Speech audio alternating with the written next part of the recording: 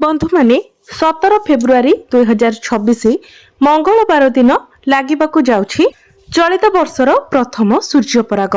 एही दिन फाल्गुन अमावास्या मध्य रहुछि। तो बंधु माने एही जो सूर्यपराग लागिबाकु जाउछि ताहा आंशिक हेउथिबा कारणरू एवं एहा रात्रि समय लागिबाकु जाउथिबारु एहा हमर ओडिसा रे पाळनीय हेबो नाही, कारण एहा भारत रे दृश्यमान मध्य हेबो नाही।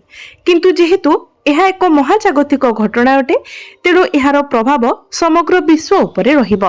समग्र मानव जाति जीव जंतु समस्त यार प्रभाव रहिबो। तो 12टी जाक राशि व्यक्ति विशेष मानक उपरे मध्य यार प्रभाव पड़िबो। आपण माने जानती सूर्य पराग हेउ बा चंद्रग्रहण हेउ यार शुभ एवं अशुभ प्रभाव 12टी जाक राशि उपरे रही थाए।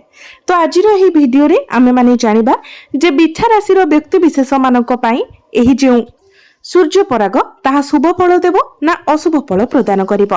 एही सूर्य पराग ठारू आपणक जीवन रे केउ सब परिवर्तन आसीबो, केउ सब शुभ फल मिलिबो एवं केउ सब अशुभ फल मिलिबो, केउ सब क्षेत्र रे आपणकु सफलता मिलिबो एवं केउ सब क्षेत्र रे आपणकु सतर्कतार आवश्यकता रहिबो, प्रतिकारर आवश्यकता रहिबो। तो से विषय रे जानिबा पई आपण माने वीडियोटी को स्किप न करी शेष पर्यंत निश्चय देखंतु एवं वीडियोटी को लाइक करी चैनल टी को सब्सक्राइब करी दियंतु। कमेंट बॉक्स रे भक्ति एवं श्रद्धार सहित जय श्री जगन्नाथ जय मां लक्ष्मी आपणक राशिर चतुर्थ भाव अर्थात सुख भाव रे चतुर्ग्रही जोगर निर्माण हेबाकु जाउछि। बुध शुक्र मंगल एवं सूर्य आपणकर सुख भाव को चलन करिवे एवं सीधा दृष्टि आपणकर कर्म भाव उपरकु देबे, जहा फल रे आपणकर कर्म रे उन्नति हेबो एवं अनेक क्षेत्र रे आपणको लाभ मध्य प्राप्ति हेबो। अनेक दिगरु आपणको पाखकु अर्थ आसीबार अछि, जहा फल रे आपणकर भाग्य रे एक बहुत बड़ परिवर्तन हेबाकु जाउछि। एही सूर्य पराग ठारू आपणक जीवन रे किछि खास हेबाकु जाउछि, जहा आपण स्वप्न रे सुधा कल्पना करि नथिबे।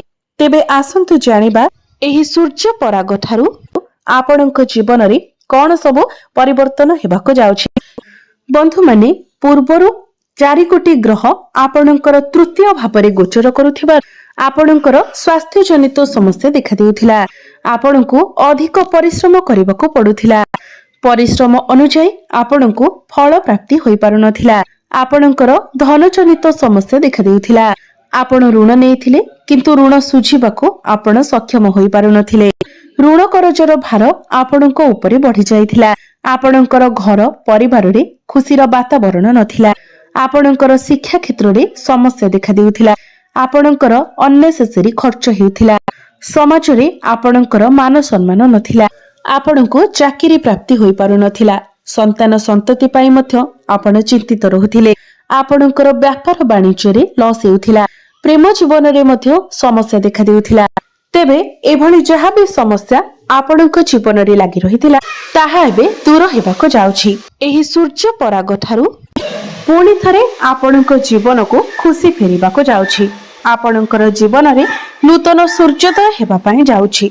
एही सूर्य पराग ठारू आपणकर चतुर्थ भाव को शुक्र एवं बुध गोचर करिवे एवं चतुर्थ भाव रे लक्ष्मी नारायण राजयोगर निर्माण करिवे, जहा फल रे एही सूर्य पराग ठारू आपण किछि भूमि जमी प्रॉपर्टी किंबा नूतन जानवाहन क्रय करि पारंती।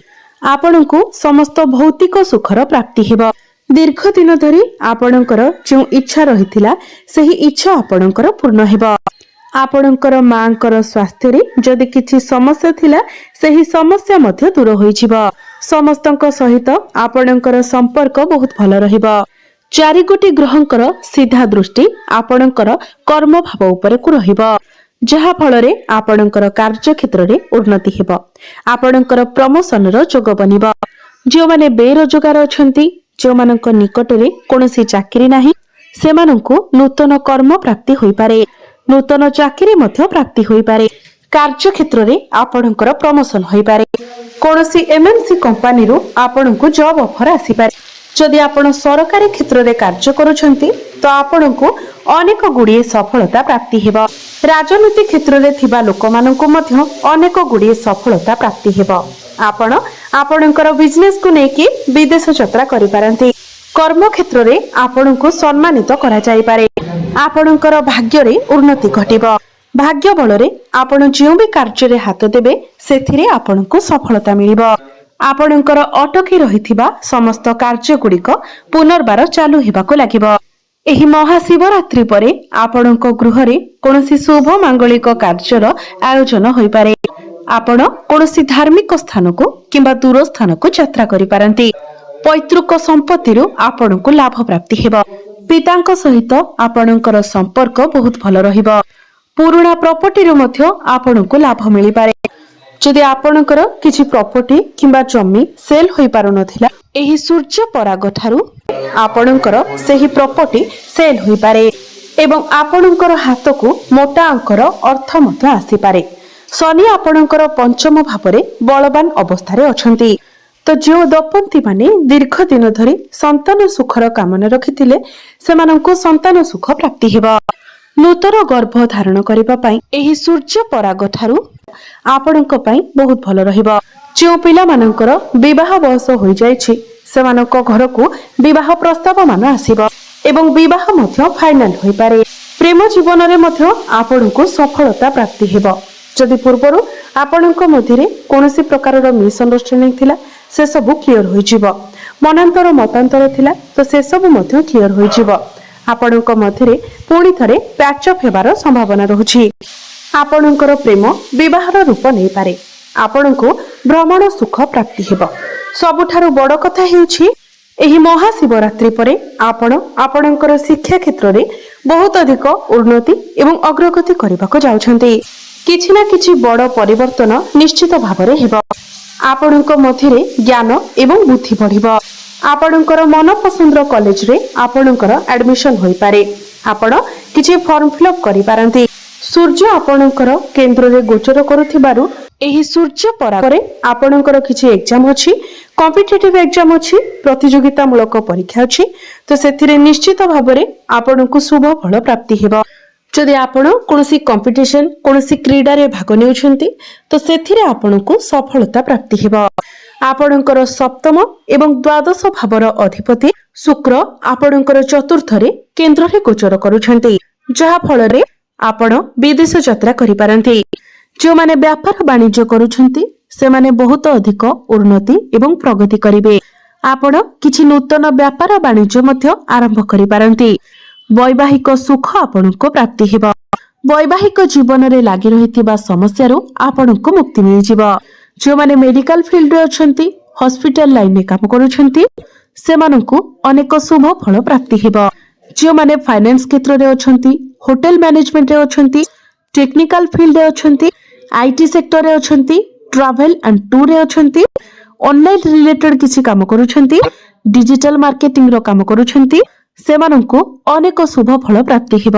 ଶନି ଆପଣଙ୍କର ପଞ୍ଚମ ଭାବରେ ଗୋଚର କରୁଥିବା କାରଣରୁ ଯେଉଁମାନେ କନଷ୍ଟ୍ରକ୍ସନର କାମ କରୁଛନ୍ତି, ଶିଳ୍ପ ଅନୁଷ୍ଠାନରେ କାମ କରୁଛନ୍ତି, ତେବେ ଏହି ସବୁ କ୍ଷେତ୍ରରେ କାର୍ଯ୍ୟ କରୁଥିବା ଲୋକମାନଙ୍କୁ ବହୁତ ଅଧିକ ସଫଳତା ପ୍ରାପ୍ତି ହେବ।